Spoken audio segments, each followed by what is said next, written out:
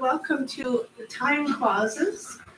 Steve was going to join me, and then I got an email this morning saying he thought it might be inappropriate to have two managing brokers talking about time clauses, so he was leaving it all up to me. Time clauses are something that we do not see during a seller's market. We will start to see a few of them during a balanced market, and they're all over the place when we have a buyer's market. A time clause is not simply subject to the sale of a property. A time clause is a bigger deal or a smaller deal, depending on which side of the coin you're on. A time clause means that the seller is willing to accept an offer that's subject to the sale of the buyer's property, but they are going to continue to market the property.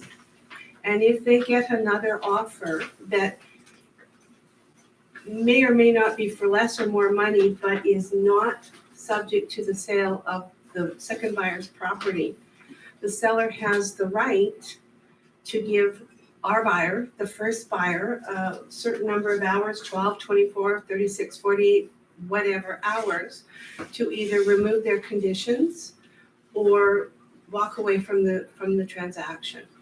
I'm going to start by talking about strategy, and I'm going to talk from both sides of this, because if you're a buyer, we have one set of strategies. If you're a seller, we have a different set of strategies. And remembering who we are representing at any time during this, you will understand what I'm talking about.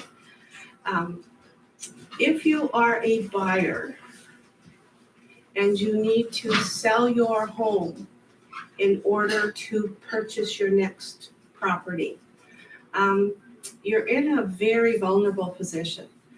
Two things. First of all, you have no guarantee that your property will sell. You have no true guarantee of the price that it will sell for.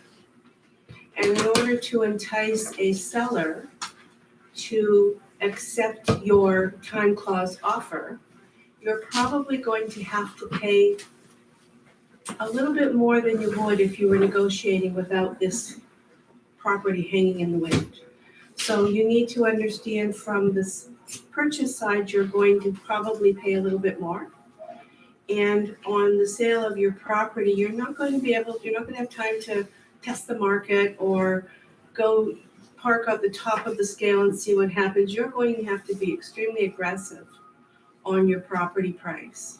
So it might be only a few $1,000s on either side, but you could at the end of the day end up paying $5,000, $6,000, $7,000 more than if you had not had to work your way through subject to sale of property. That being said, some buyers need to know where they're going. Some buyers are looking for a very unique piece of property, and they're not willing to risk being homeless by selling their current home until they have a really good idea of where they're going. If they are looking for a unique home, if they need some reassurance of where they're going, and frankly, if they haven't been particularly motivated to get their property on the market because they don't really know where they're going, sometimes finding that next home lights the little fire under them that they need. For a seller, you know that if this buyer can sell their home, you have a sale. That's wonderful. You probably got it at a little bit better price. Hopefully your realtor said to you, if they're wanting us to tie up your home, they need to make it interesting, so we will negotiate a little bit harder. It's usually a much longer closing time. So if you're a seller who hasn't found your next property yet, sometimes there's some value in saying, you know what, I have a buyer who wants to buy it. It might take us 90, 120 days to get this done. This gives me time to find what I'm looking for, so I find that interesting. For a buyer, it's very stressful. I cannot tell you how stressful it is for a buyer to have a property that they have an accepted offer on, and their property is not selling in a timely manner.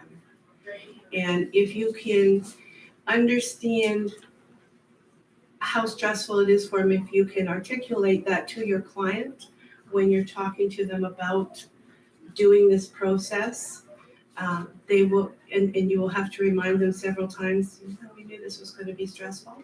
Understand what's at stake for them. We're looking at 2 commissions, they're looking at their life changing or not changing. And when your property doesn't sell, when you're not getting lots of showings as a buyer or as a seller at any time, it's very stressful, it's very personal. When you have somebody who could be taking your dream home away from you at any time with 24 hours notice, that stress is times 10. You need to talk to your buyers about that before they decide to go ahead with that. Some people can handle it really well, and some people, basket case, just not a really good idea for them to do it. The other thing for a buyer is you don't really know what the final sale price of your home is. So you may need to get a certain dollar amount for your property in order to afford the next one. Your property may not sell for that in the current market. So you're being a little blind when you're writing that offer. If you're very tight on numbers, the stress level goes up 20 times. Okay, there's lack of control for the buyers when on the sale of their home. Total lack of control. They have to. There's a sense of desperation, and it's almost like people can smell it. That's not yours? Yeah. It's talking. It's talking? Okay. If going forward your buyer says, you know what, this is the way I want to do it, this is what I need to do to feel comfortable, a couple of things you need to know.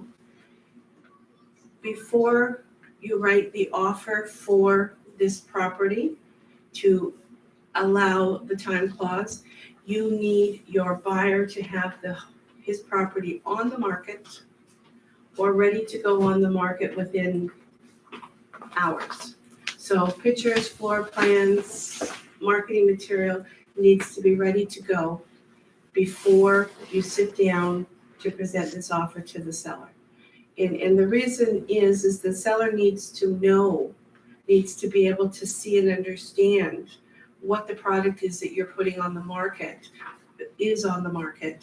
to see whether there's any chance that this property will get sold in time to have their property sold. So if it's already been on the market, it's been on the market for a few days, I would also have an activity log. So I would have information about the showings, feedback, any thoughts about offers, anything that I could do as the buyer's agent to help the seller understand my buyer's home. Might do a CMA, and especially if we are going to be listing soon, I might include the CMA to show them that we're listing at a very appropriate price. You're selling this to the seller, so make sure you're giving them information that will help them understand that you have a sellable product. If you have something that is not easy to sell, age-restricted condo building that requires a bunch of work, so a lot of the lenders aren't going to touch it, maybe a mobile home, maybe a single-family home, but in a mediocre location, you're going to have to work hard to have the seller consider accepting your time clause offer. If your property's been on the market for 2 weeks and there's no offers, you might want to indicate to the seller that upon acceptance of this offer, the buyers are prepared or will be reducing their list price by $5,000, $10,000, whatever is the appropriate number depending on the current value of the property, to get some excitement back in the market in order for them to move forward with the sale with the purchase of the new home. If you're a seller, we're looking at this from the other side. Expect the buyer to dazzle you with the offer price. They're asking you for a commitment that is going to do a couple of things. It's going to push away some potential buyers. It's tying up your property to some degree. So be prepared. Expect them to compensate you for that financially. Make sure, if you're representing the seller, that the buyer is in the position we just talked about. Make sure that they have the property on the market or ready to go, and you've seen enough information from the buyer's agent that you can explain to your seller what the product is, what the chances are that it will be sold in a timely manner, what the risk is. Every time a time clause happens, there's risk. So how we help our sellers is help them understand the level of risks that they would be taking by accepting this product. I said, if it's not an easy sale, if it's not a great product, if it's overpriced and you as the listing agent can tell, I would tell my seller that. I would say to them, you know what? As much as I'd love to help you with this, I'm going to give you some information. This is a building that's very hard to sell in. This home should sell somewhere less than that. I'm not saying it's not going to sell. Obviously, all properties sell. Sometimes I'm surprised at what sells and at what price. But in general, this is going to be a little bit tougher for the buyers to market and sell at this particular time.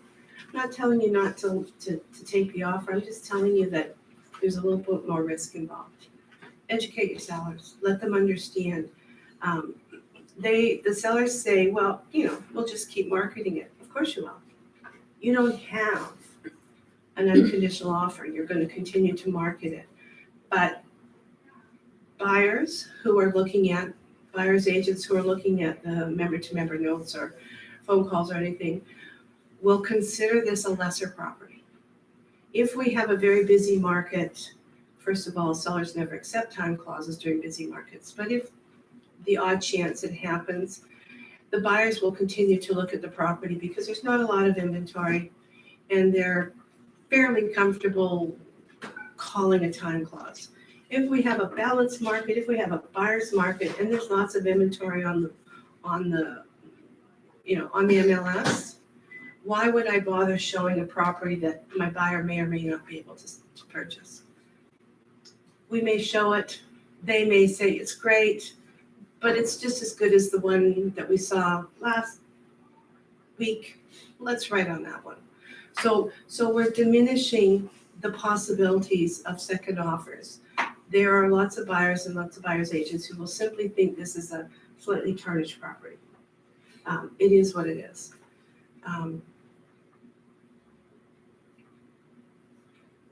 For the buyers, if you are going to write a time clause offer, throw a couple of things in there that will help you.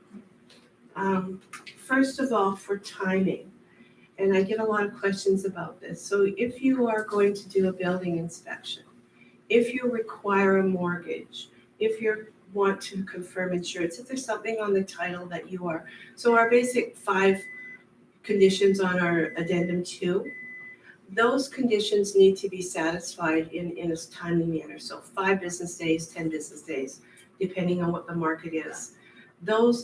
You do those. That's your due diligence as part of. So the seller needs to understand you're not walking away on a building inspection, that you have the ability to purchase, assuming your property sells. Those things need to be done at the same time frame as if there was not a subject to sale property condition. So buyers need to understand we're going to have to do this. Lenders are going to do the numbers on what their expected price is on their property. They're going to be paying for a building inspection on a property that somebody else may end up purchasing, and they may be paying for an appraisal. So there's going to be some costs involved and no guarantee that they'll be moving forward. Okay? Again, it's not a right or wrong. It's just your buyers need to understand. The sellers have the right to know whether or not you're actually going to move forward with the property, assuming your other property sells. Little hint, is when you are writing your time clause offer, put a little line in there that says something to the effect of, I have this clause written down somewhere, but can't find it.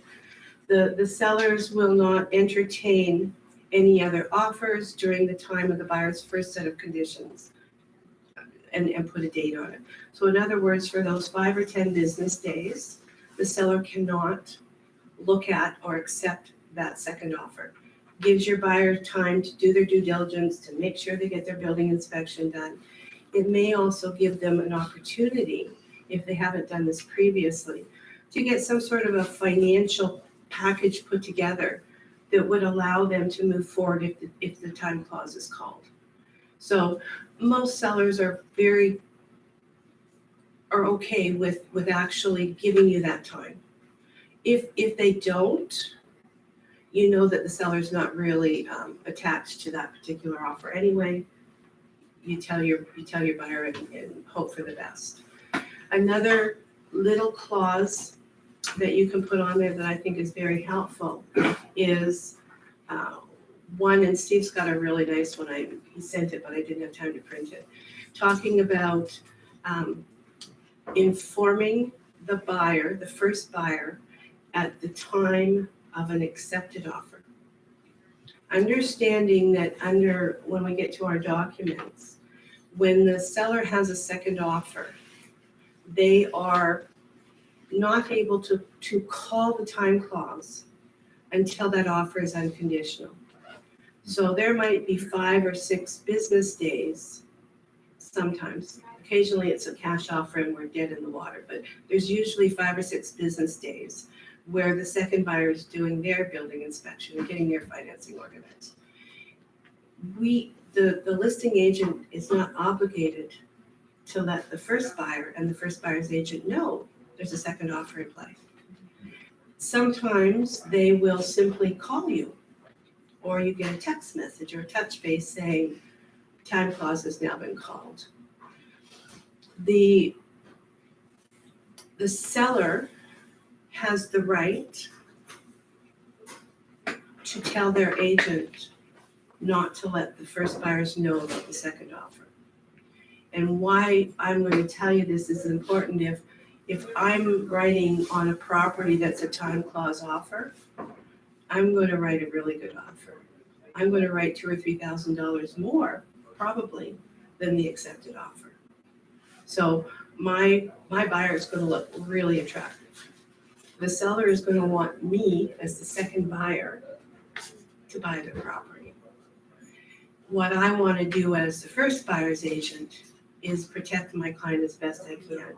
So writing on there, simply saying the seller or the seller's agent or seller's representative will inform the buyer at the time of an accepted offer, and you can also go on to give a certain number of dates. Steve says 7 days, I think that's long, or something else, but just basically make an agreement on your offer that if there is a second accepted offer, the seller just lets your guys know. Gives you a little more time, a few more days to try and pull a miracle together, to try and get that property sold or get some other financing in place. It just buys you a little more time. So it's a really good idea, okay?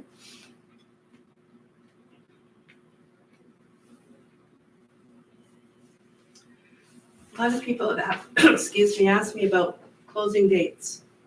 It's going to be long. So we are going to traditionally ask for about 30 days to get our property sold, which is as far as, our market knows, average days on market is 60 days. So we're already cutting it close. After, if we get our 30 days, or in a buyer's market, sometimes we get 60 days. In a seller's market, we get 12 hours. You will still need time for the seller to perhaps buy another property. I would say minimum you would do 30 days after condition removal of subject to the sale of the home. So if you are writing today and you're asking until May 30th to get the property sold. Sort of standard would be end of June for possession. Much longer time frame than if you are not selling the property. Now our most properties are closing in 30 days. So double that, couple more weeks. There is something else you could put on the offer that will be helpful for your buyer, particularly if they get an offer. And it is the clause about buyer and seller agree that closing possession date can be adjusted.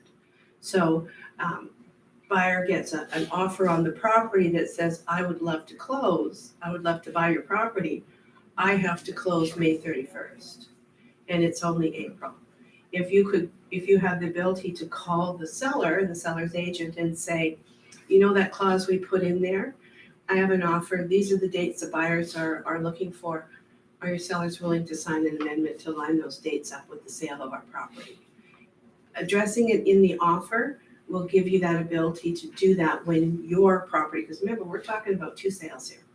So another really good clause to put in there, and it's not even a clause, it just says the buyer and seller agree.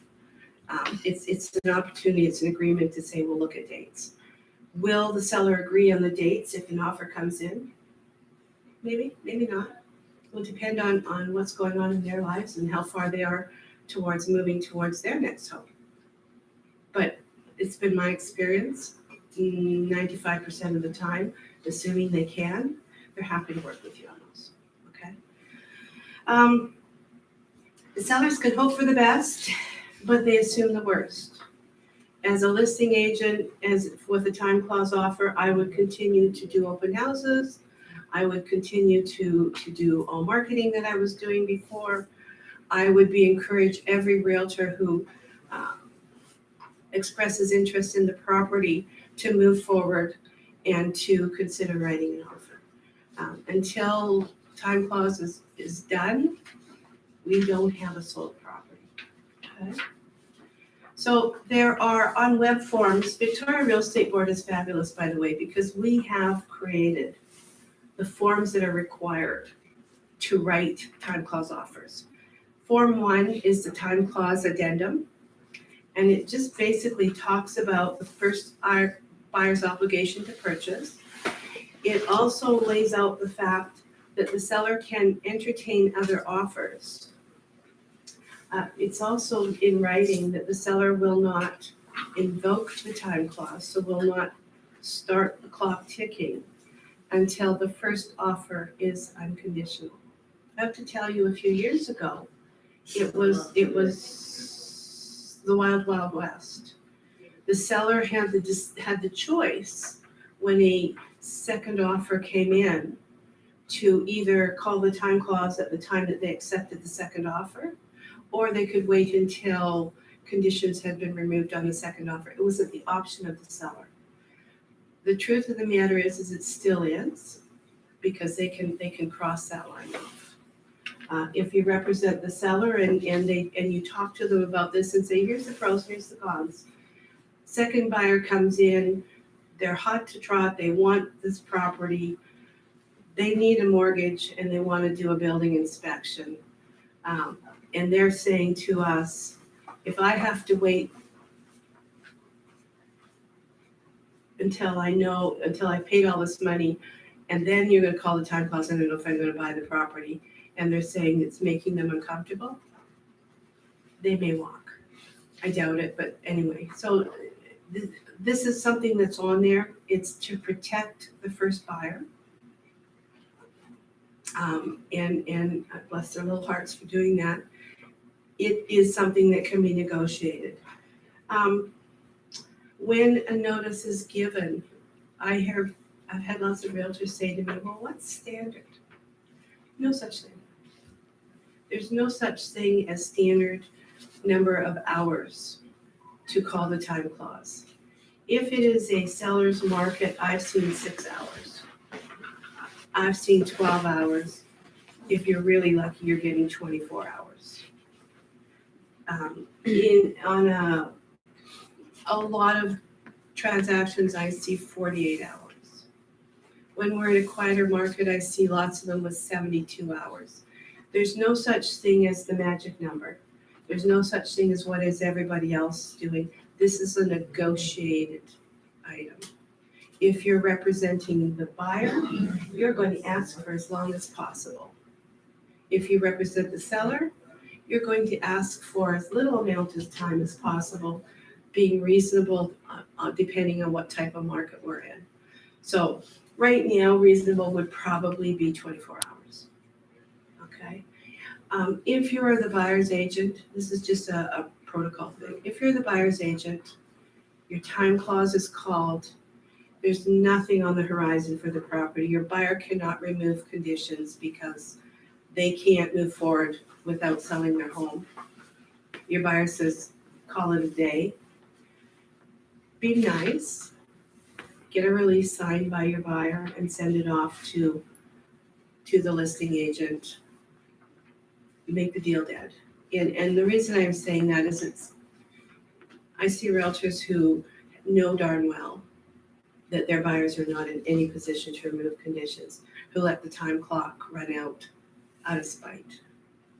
It's not becoming to realtors. If there's a chance that something's going to happen, if there's an iota of chance that our buyer is going to be able to remove conditions, you work your buns off during that 24, 48 hours to see what you can do to help them. If you know that this is not a possibility, do the right thing and just tell them to, let it go. Let's see if we can get your property sold. We will find you another property. By the way, sometimes when a buyer loses out on a time clause property, their first instinct is to cancel the listing on their property. They're sad. And you can allow that to happen. Obviously, we can do a cancellation. You might say to them, why don't we give it 48 hours? I'll come back and talk to you. Because going forward, we know you still want to move. Perhaps we need to get your property sold. We will ask for a longer closing date when it does sell. And we'll get out there and we'll find you something else. But give them a little bit of grieving time because it's very sad when you lose the house on a time clause. I've had lots of clients had it happen to, and they are very sad. 48 hours later, they're okay. Time clause 1 is attached to the offer. So when you're writing your contract of purchase and sale, you'll put as per attached addendum 1, addendum 2, form 1 time clause. Those are the 3 documents. It's numbered into the offer. It is part of the offer, okay? It is a document that goes to lawyers. So always use this one when you're writing time clause offer. By the way, there's nothing wrong when you represent the buyer in simply asking for subject to the sale. I've seen buyers get away with it, particularly if it's a really sellable property. And the buyer's agent simply writes subject to the buyer selling their property at 123 Main Street by March 15th. This condition is for the sole benefit of the buyer. If the seller agrees to it, there's no time clause. It's just a subject. Give it a shot, see what happens. Smart realtors will throw the time clause back at you, but why not? So Form 2 time clause is the bad news one. So this one is the first accepted offer is getting notice that the seller has accepted a second offer and that they are invoking their time clause. There is protocol on how this needs to be delivered, by the way. It's deemed delivered, received when it's been received by the realtor, so the buyer's agent, the buyer, or the brokerage. If you are the listing agent and you are delivering the time clause, I would say you deliver it in every manner possible. There will be no argument about when the time clause was delivered, because the moment it's delivered, time starts ticking. So we can send it by email, we can send it by text, we can send it by touch base, we can hand deliver it to the listing agent whatever we need to do. I've had a few realtors who said, I just emailed it off. What time did the listing agent receive the document? It's not when you send it, it's when they receive it. So the time clause 2 just simply is the document from the listing agent telling the buyers, number 1, that we now have an unconditional offer, buyer number 2, 24, 48 hours, remove your subject to sale condition, or send us a release. That's basically what this document is saying. It is, it is what it is. And then there's the letter of notification, which is the time clause 3.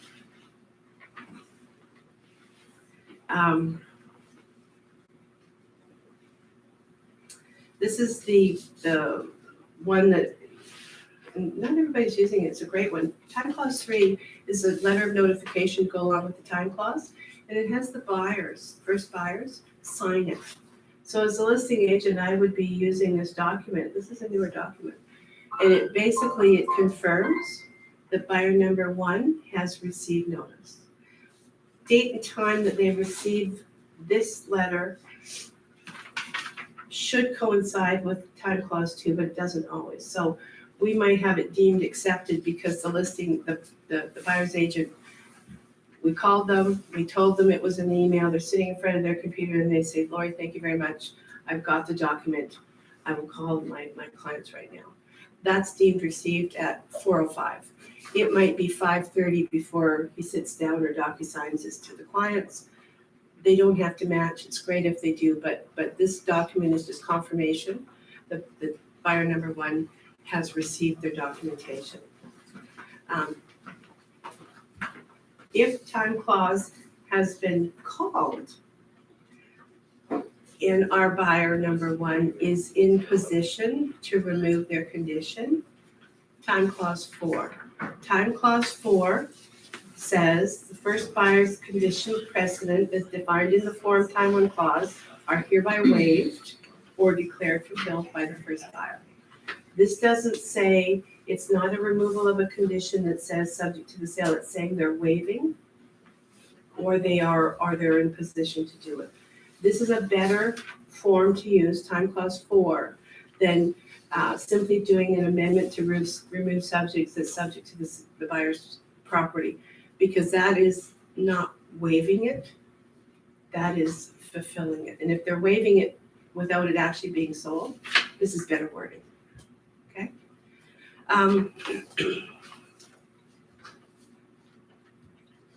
I'm not a true fan of time clauses. I'm not a true fan of selling, buying, not knowing what your budget is.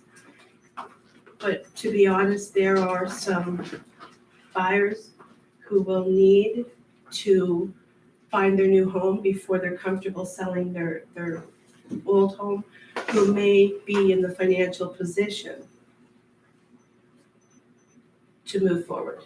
We may have a senior who has a property that's sold for. We're downsizing. And so we want to know where we're moving before we're going to give up the family home of the last 40 years.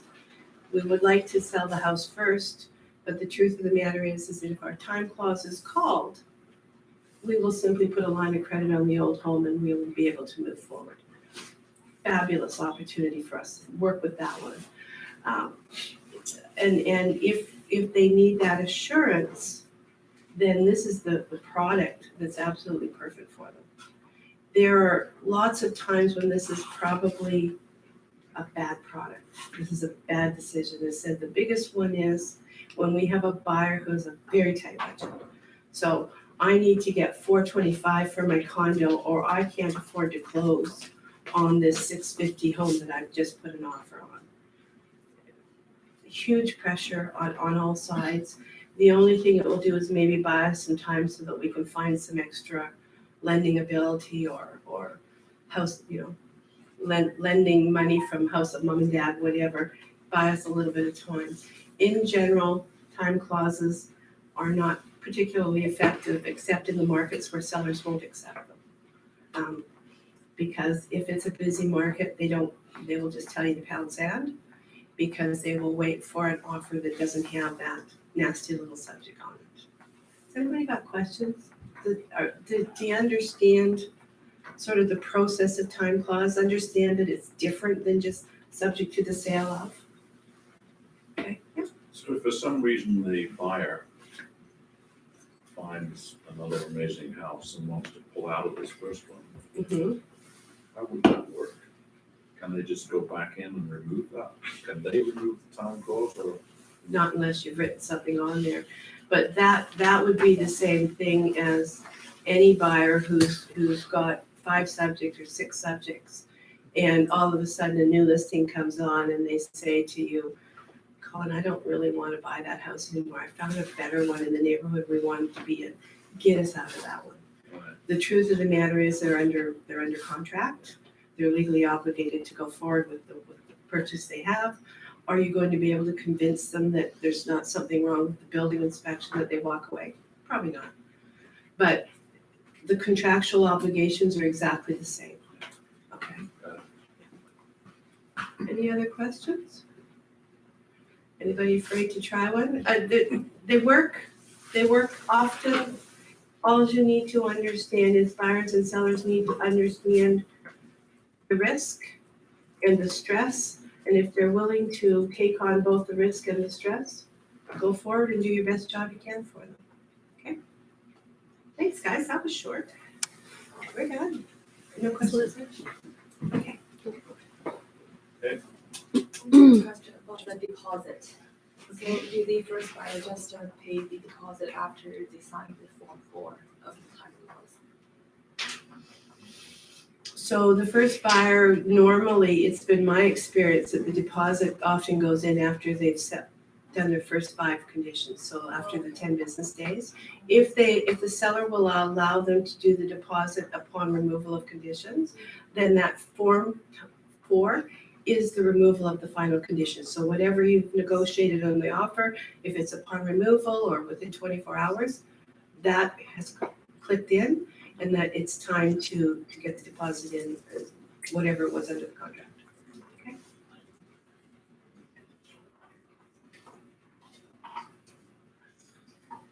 Okay?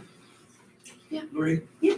You see people often offering up, when they're trying to write a backup deal, or they're trying to put in the second offer, and you're having a hard time getting the sellers to accept it. Do you see them offering deposits that are non-refundable very often for time clauses, anything like that?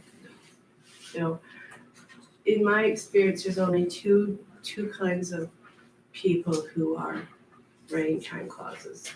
The seniors who are in a very comfortable financial position and just want to know where they're going to go and hope to sell in time, and the people who are trying to move forward without no money. So if I have a buyer who's trying to go from the condo to the single family home or the townhouse, and they've got $5,000, which is probably borrowed from bank of mom and dad because we're house poor. If I was to write an offer that says if this doesn't come apart, you're going to keep my $5,000, I'm not working in the best interest of my buyers. If they were in a different financial bracket, and see, the problem is the people in the different financial brackets traditionally have other resources, and sometimes they're just wanting to put that in there. I've had clients who said, yeah, they call the time clause, no big deal, we can pay for it. But we'd like to do this just to make it time. So for those people, maybe, but they've got the resources to do it. So would I be recommending to a buyer that they give away money? As a listing agent, I might suggest it, because I'm working for the seller. But for a buyer's agent, no. But it's a good thought for the listing side. Maybe make it even just a few $1,000s. Do you hear of many people refunding so the second offer comes in and it's subject to an inspection, and the people don't want to lose their $550 for their inspection? Do you hear often of the sellers being willing to reimburse that the second offer, their expenses for inspections? If I was the buyer's agent, I might request that. I'm just wondering if it's an uncommon animal, if it's. It's a good question, but I would never use anybody else's building inspection. Remember, a building inspection is, Oh, no, I didn't mean that. Yeah. I meant for a second building inspection, but I don't want to dump $550 doing a building inspection if you've already got an accepted offer and they're probably going to take it, but you're trying to encourage them to write that backup offer. So you could say to them, well, if we call the time clause and the first buyer doesn't. and the we'll first cut you buyer- a check for the Well, $550. yeah, I've seen it. you have seen Yeah, I've seen it in a buyer's market. Any other market, probably not, but we had several years of buyer's market where sellers were accepting time clause offers left, right, and center and doing extension after extension after extension, hoping that something would sell, but nothing will sell. So I kind of get the feeling that people get more creative with time clauses depending on what type of market it is. Time clauses are so dependent on the market. Is that in a seller's market, if you convince any seller to take a time clause offer, you're probably not going to even get the documents to the bank before your time clause is called. So it's an exercise, it's a waste of time. In a buyer's market, they will accept one unless your buyer has a really great product at a really great price. Deal's probably not coming together because it's just hard to sell anything. Or at least it's not coming together in a timely manner. And I've seen in a seller's market where we renegotiate the price. So buyer finally gets an offer on their property and it is for less than what they had hoped for. The new market value may be that, as we're in a buyer's market, so prices are either stagnant or perhaps even dropping a little bit. And, you get a phone call as the listing agent, Lori, my buyers got an offer on their condo last night. It's nowhere near what they hoped for. There's a possibility that they could put this together. Would you talk to your seller? Because they wouldn't be able to accept this offer unless we renegotiate the price on your property. Seen it happen, seen it done, works sometimes. Nothing illegal about any of this. It's negotiation, and remembering that, you're always dealing with four moving parts when you're working with time clause stuff. So, yeah, creative is okay. As long as all parties agree to it and you're not doing anything illegal, creative is fine. Yeah. Okay. Nothing else? Well, thank you very much. Yeah, really good job.